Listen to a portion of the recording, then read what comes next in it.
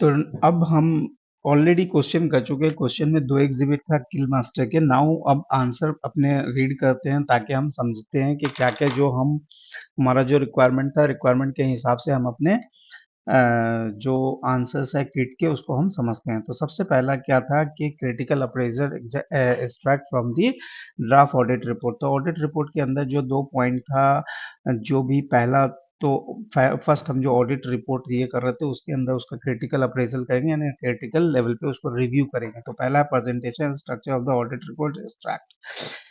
तो presentation and structure of audit report extract में क्या बोल रहा है कि the structure and the format is prescribe by the ISA 700, यानी ISA कंप्लायंट है। क्या इसका फॉर्मेट जो है, the structure and the format जो है वो ISA, the structure and the format of the audit report is ISA 700 prescribed. The forming of opinion reporting इसका एक है, the audit report should be addressed solely to the shareholder of this reporting entity and the title should not include any reference to the director of Kilmister. So इसका मतलब है कि यहाँ पे जो रिपोर्टिंग फॉर्मेट था उसमें उसने एक इम्पॉर्टेंट सा चीज आइडेंटिफाई करने के लिए है कि report should be address to share holder, ठीक है।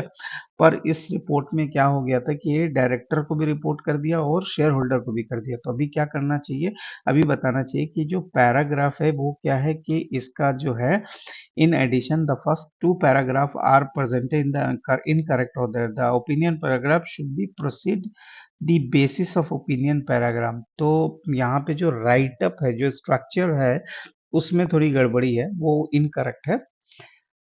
तो ये सिर्फ एड्रेस होना चाहिए किसको, शेयर होल्डर को, not to the, it should not be reference any directors of the Kilmister company, पहला। दूसरा, reference to the ethical code ISA 700 जो हमको बता रहा है वो बोलता है कि the basis of opinion paragraph the auditor should identify the relevant ethical code naming the IESBA यानी international code of ethics of professional accountant यानी FRC ethical standard. The draft auditor report does not specifically refer the ethical code which has been applied during the audit and it is therefore not in compliance with the requirement of ISA 700. So यहाँ पे उन्होंने एक और चीज को highlight किया कि यहाँ पे बेसिस ऑफ ओपिनियन पैराग्राफ में that requires the auditor should identify the relevant ethical code naming the IESBA जो कि मिसिंग है, ठीक है, वो मेंशन नहीं किया गया, तो वो भी एक इम्पोर्टेंट है। This material uncertainty regarding the going concern.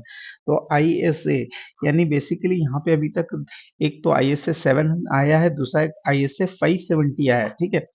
ISA international auditing standard, जो स्टैंडर्ड ऑफ ऑडिट है उसका 570 आया। उसमें क्या बोलता है कि going concern provide the guidance, ISA 570 बोलता है going concern provide the guidance how an auditor should report the uncertainty regarding the going concern in the audit report. According to the ISA 570, if adequate disclosure about the material uncertainty is not made in the financial statement, the auditor should express a qualified opinion or adverse opinion. यहाँ पे अगर उसने अगर सही से नहीं हुआ, यहाँ पे बोला गया कि अगर एडिक्वेट इंफॉर्मेशन अगर सिस्टम पे नहीं है तो ऑडिटर को यहाँ पे क्या चाहिए था, यहाँ पे ऑडिटर को चाहिए था कि अनक्वालिफाइड ओपिनियन वो दे देते। यहाँ पे क्या देना चाहिए था, सॉरी, क्वालिफाइड या एडवर्स ओपिनियन दे सकते थे। The use of material uncertainty regarding the going concern, the use of material uncertainty regarding the going concern, the paragraph in the draft audit report extract is therefore is incorrect, ठीक है। तो ये incorrect है। The paragraph should only be used when adequate disclosure has been made by the director in the financial statement and would include a cross reference to the disclosure। तो उसका referencing अगर होता और ये चीज पहले से अगर इंक्लूडेड होता तो फिर वो दे सकते थे। The paragraph should only be used when the adequate disclosure has been given by the auditor. ये पैराग्राफ तभी आप डाल सकते थे, पहला। By the auditor in the financial would include the cross reference given that the disclosure has not been made, so therefore not appropriate in this case। तो अभी वाले केस में जो इन्होंने ये जो लिखा है, ये मटेरियल इनसर्टेनिटी के बारे में जो इन्होंने लिखा है, ठीक है, emphasizing स्टेटमेंट में वो जो गलत है. So it is therefore in the absence of disclosure in the financial information to uncertainty regarding the going concern is ground for the modification of the audit opinion. Now अब उसको क्या करना चाहिए, अपने audit opinion को जाके modify कर देना चाहिए. The modification is due to a material misstatement in relation to the absence of key disclosure. तो उनके जो audit report है, अब उनको क्या करना चाहिए, उनको क्या कर देना चाहिए, now they need to modify their opinion. If the auditor's professional judgment, the impact of non-disclosure on the financial statement is material but not pervasive, the qualified except for, yani qualified except for opinion should be issued. In case, the opinion paragraph should be headed qualified opinion and should be followed immediately the basis of qualified opinion. On the other hand, the auditor believes that the impact of the financial statement of the non-disclosure is both material and pervasive. The adverse opinion should be given. अगर impact ज़्यादा है तो उनको क्या करना चाहिए, the auditor should issue the adverse opinion. The opinion paragraph should then be headed adverse opinion and should be followed immediately the basis of adverse opinion. तो जो भी opinion देंगे आपका opinion का, you need to provide the basis. In addition, therefore, the uncertainty regarding the going should be given in the basis of qualification or adverse opinion. तो सिर्फ emphasize statement में देके कोई फायदा नहीं है. अब long term contract, the use of other information section in context to the inappropriate. In this context is inappropriate. This section should be used to describe the auditor responsibility for other information, the rest of annual, including the management report and outcomes of fulfilling those responsibility. ये आना चाहिए. The disclosure regarding long-term contract is more in line. The disclosure regarding the long-term contract is more in line with the requirement of ISA 701. यानी अब यहाँ पे एक और ISA आ गया, that is a 701. तो ISA 701 क्या बोलता है कि ISA 701, the communicating the key audit matter in the independent auditor's reports. The key audit matter is those which is the auditor professional judgment where of most significance of the audit. In determining which matter to report, the auditor should take into the account area of significant audit attention in performing the audit, including the area of higher assessed risk of material misstatement or significant risk identified in accordance to the IASA 315 जो कि revised हो गया. Identifying and assessing the risk of material misstatement. तो area of higher risk को उनको क्या करना पड़ेगा, they have to identify their, ठीक है, और उसको रिपोर्ट करना पड़ेगा. The significant audit judgement relating to the area in which the financial statement which involved the significant management judgment include the accounting estimate which has been identified as having the high estimation uncertainty. तो अगर वैसी कुछ चीजें हैं, the significant auditor judgment है जहां पे financial statement के अंदर में कुछ अकाउंटिंग एस्टिमेट्स को लेके कुछ डाउट्स है, तो वो यहाँ पे ऐसे प्रेजेंट हो सकते हैं. The effect on the audit of significant event और transaction which the effect on audit of significant event and transaction which occurred during the period. The effect on the audit of a significant event and transactions. The effect on the audit of significant events on the audit.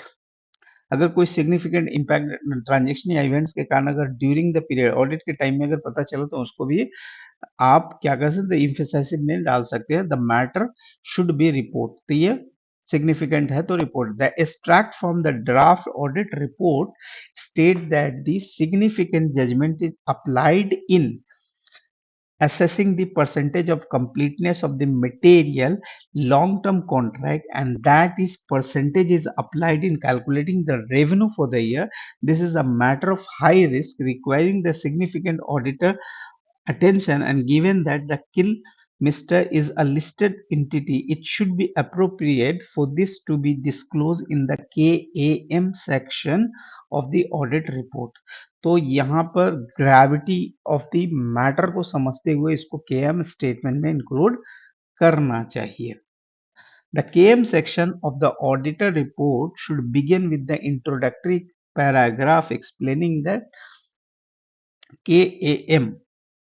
The KAM section should then explain why this matter is considered to be a KAM due to the significant judgment involved in assessing the percentage of completeness, long-term contract, and the high risk of material misstatement associated with the process. The KM section should also, so the word KM means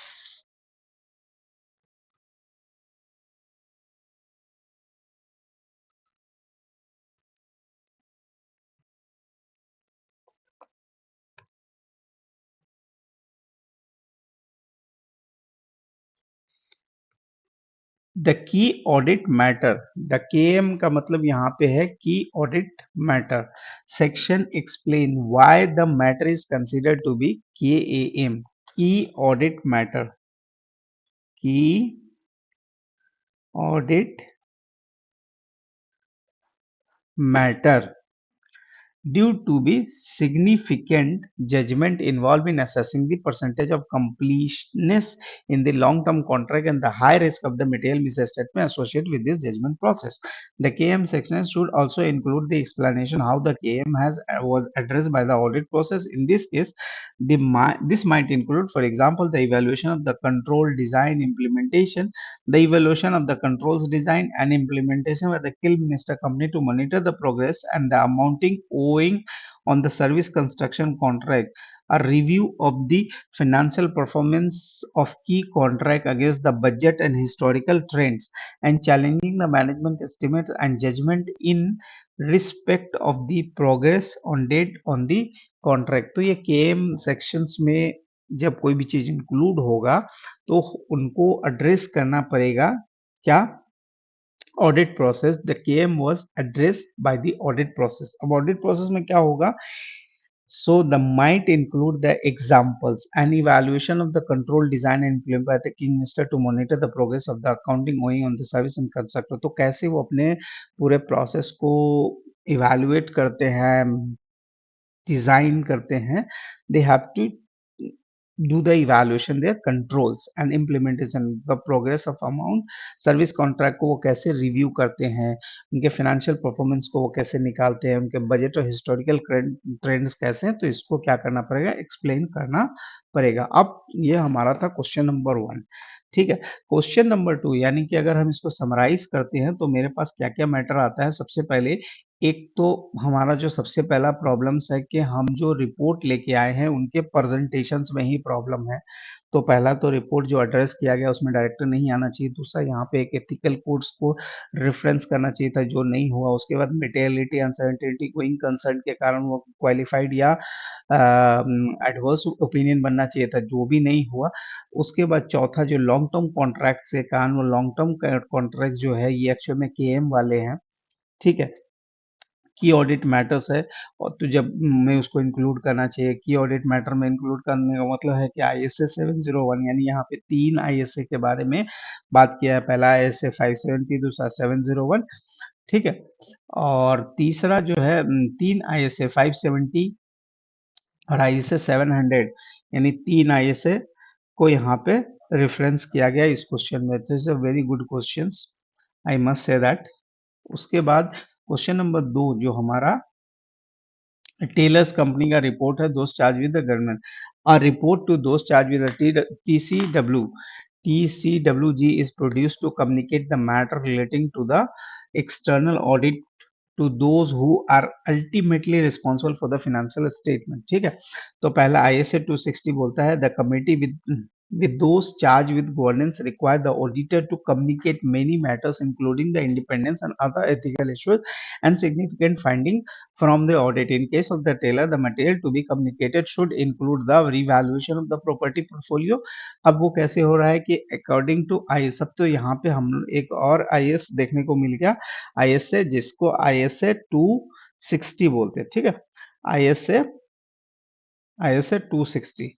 तो ये देखने को यहाँ पे मिल गया। पहला है revaluation से रिलेटेड, तो रिवैल्यूएशन में बोलता है कि according to ISA 260 the significant finding from the audit views about the significant qualitative aspect of the entity's accounting policies include the accounting policies and the circumstance which affects the form and the content of the audit report। ठीक है, पहला in this case the tailor companies the significant finding from the audit would relate to the changes in accounting policy in relation to the revaluation of the property and related material misstatement in the following matter should be communicated। पहला IS 16 क्या बोलता है कि PPNE बोलता है state that the revaluation policy should be consistent across the class of the asset। तो जो भी हमने policies लगाई है the policy should be the consistent। The four property which are material to the statement 2.1% of the total value है। 2.1% of the total value कैसे हुआ, क्योंकि वो 11.1 मिलियन की 11.1 मिलियन की वो एसेट है। ठीक है, तो 11.1 का मतलब हो गया 11.1 डिवाइड बाई 535 यानी सही इनटू 100 यानी 2.07% बनता है। 11.1 मिलियन की वो टोटल प्रॉपर्टी वैल्यू थी, जो कि हमारे पास करंट ईयर में जो प्रॉपर्टी वैल्यू है वो कितनी है 535 मिलियन की। तो ये उसके 2.01% है, स्टिल कैरिड एट हिस्टोरिकल कस्ट। So this therefore represent a breach of IS 16 and material misstatement। This will impact on the form and the content of the audit report। ISA 260 बोलता है यहाँ पे, ISA 260 बोलता है the significant finding from the audit include the significant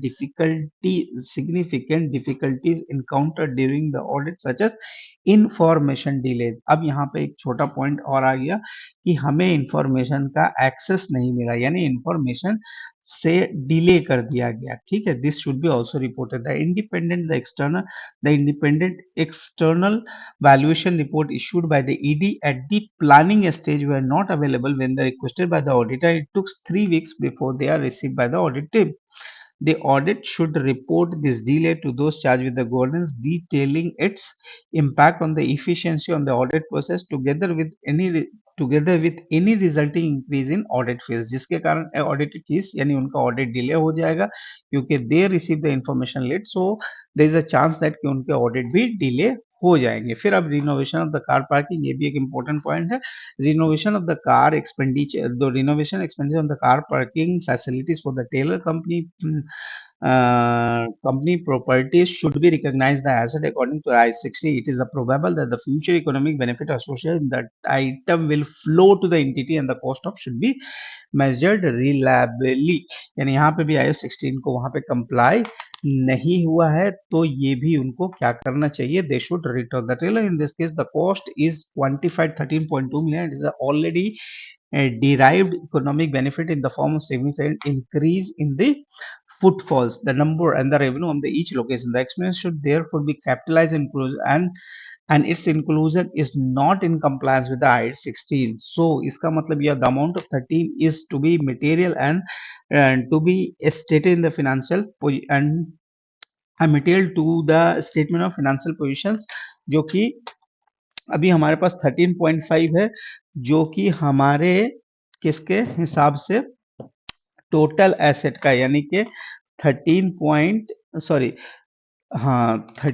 divide by 535 जो कि almost 2.4% 2.5% के आसपास बनता है, जो 13.2% है, जो कि हमारा 2.5% ऑफ द टोटल एसेट बनता है। तो इनकरेक्ट एप्लीकेशन ऑफ आई 16 यहाँ पे हो रहा है। मटेरियल मिसस्टेटमेंट शुड इंक्लूड, यहाँ पे मटेरियल मिसस्टेटमेंट शुड इंक्लूड्स, ठीक है, तो यहाँ पे क्या हो रहा है कि होना चाहिए द इनकरेक्ट एप्लीकेशंस है should be included in the report of those charge with gone in the significant finding from the audit in which it impact the form and the extent of the audit report. तो ये भी उनको report करना चाहिए। IS-265 जो है वो क्या बोलता है, IS-265 यहाँ पे बोलता है हमसे कि communicating the deficiency in the internal control to those charged with the governance means they require the auditor to communicate appropriately those charged with the governance deficiency in the internal control. अगर कोई internal control में कोई deficiency है which the auditor has identified during the audit, the auditor's professional judgment the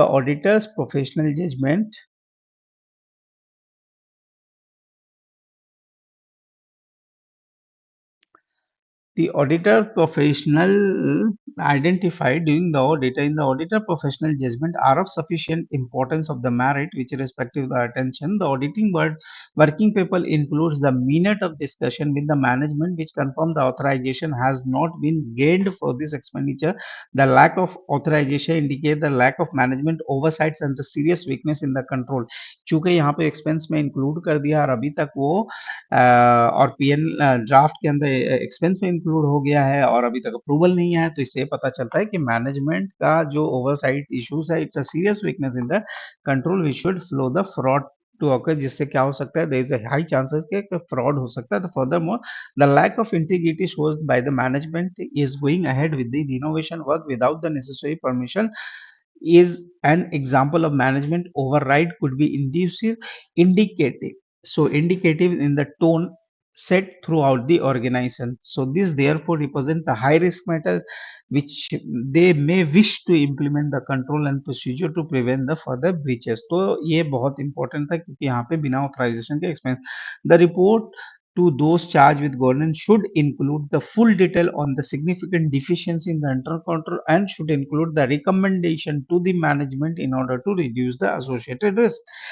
तो ये बहुत अच्छा question था. आई मस्ट से दैट इसको एक बार और रिपीट किया जा सकता है एज अ कि आपका इससे नॉलेज इन्हांसिंग है. पहला तो आपकी जो ड्राफ्ट जो ऑडिट रिपोर्ट ड्राफ्ट करते हैं जिसमें जो इंपॉर्टेंट पॉइंट है उसको भी यहाँ पे कवर किया गया. साथ में एक क्वेश्चन आया कि हम जब एक रिपोर्ट बनाते हैं इसके लिए दोस्त चार्ज विद द गवर्नेंस उसको रिपोर्ट करने के लिए, तो तीन पॉइंट्स पे इन्होंने डिस्कशन किया. पहला तो ये कि वो कि इनका डिस्कशन जो था वो IFRS के गलत ट्रीटमेंट पे था. दो लेवल पे गलत हुआ था. IS-16 का पहला कहाँ पे हुआ था, पहला ट्रीटमेंट गलत हो गया था हमारा फेयर वैल्यू पे. IFRS 15 पे के हिसाब से जो फेयर वैल्यू होना तो थ्रू आउट होना, IS-16 पे जब फेयर वैल्यू होना तो थ्रू आउट होना वो नहीं हुआ था. और दूसरा जो हुआ कि आप जो यहाँ पे और दूसरा क्या हुआ कि आपने उसको क्या हुआ कैपिटल एक्सपेंडिचर जो कैपेक्स नेचर का तो उसको ओपेक्स में आपने डाल दिया, जिसके कारण क्या हो रहा है यहाँ पे दो चीजें हो रही है. एक तो वो IS-16 को कंप्लाई नहीं कर रहा है. दूसरा क्या हो रहा है कि बिना अप्रूवल के आप एक्सपेंस में इंक्लूड कर रहे हैं. इसका मतलब ये हो रहा है कि आप एक जो लैक है ओवर सीइंग का, अब वो मतलब जो आपका कंट्रोल्स है इससे ये पता चल रहा है कि आप जो है